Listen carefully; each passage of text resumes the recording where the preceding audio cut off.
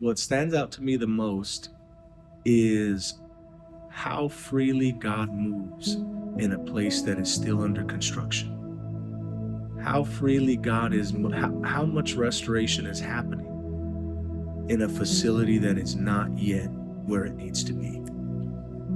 And it's just the beauty of grace, and it's the beauty of the gospel that God can fix your home while his home is still under construction. He can make everything new with you while everything in his house, if you look up, you're like, don't look up. Look at the altar.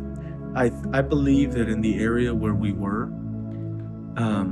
the assignment was complete. And whenever your assignment is complete and you overstay your season, things begin to feel null. They begin to feel dull. And it was getting to a point to where it's like, all right, these messages aren't for here anymore. They're for a different place.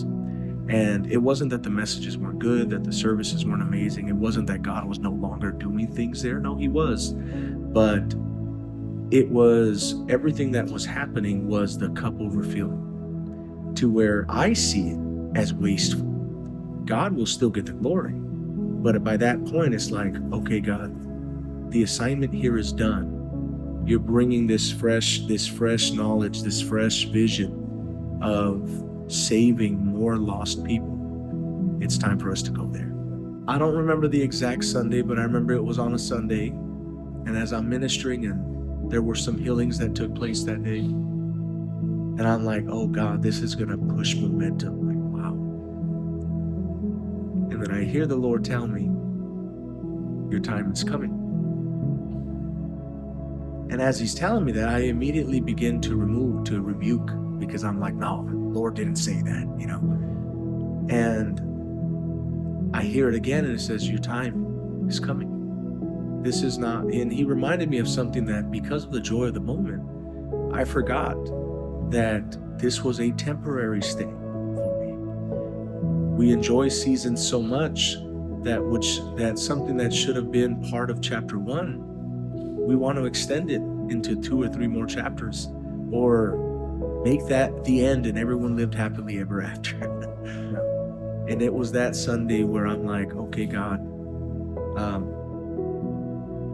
only you are going to be able to move me forward, knowing that my days are numbered here. And only you will be able to take the church through that moment. That this is actually going to be the first time that GA is experiencing a pastor officially leaving. I will officially be gone from the entire state, from this side of the coast.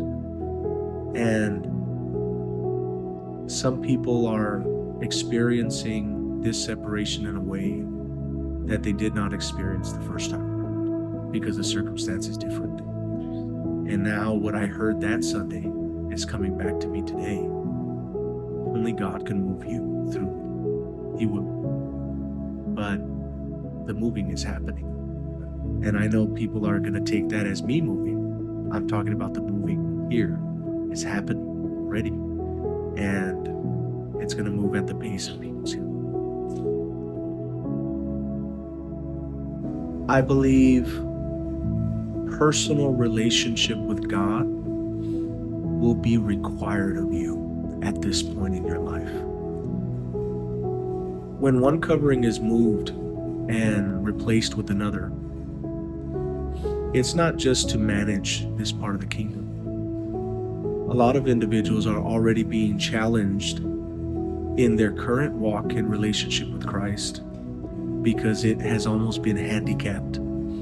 Handicapped because of the benefit of having other anointings around you, other coverings around you.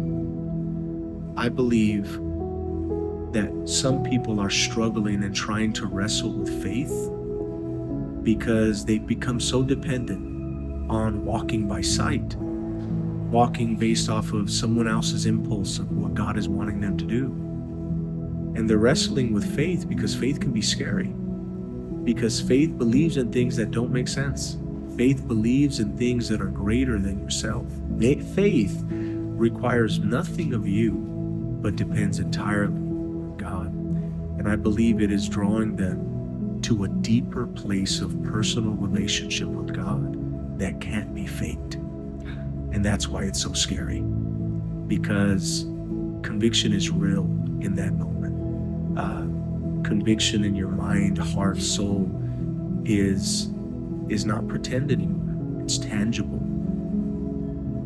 But they don't realize that the quicker you surrender to it, the easier the transition will be into their next.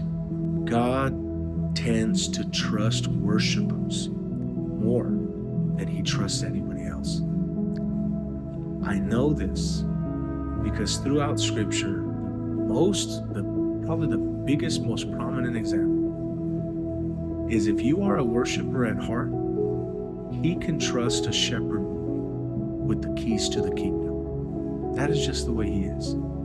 If you are a worshiper at heart, God seeks worshipers that worship him. Every time you gather here, God's looking for something. He isn't just looking for your attendance.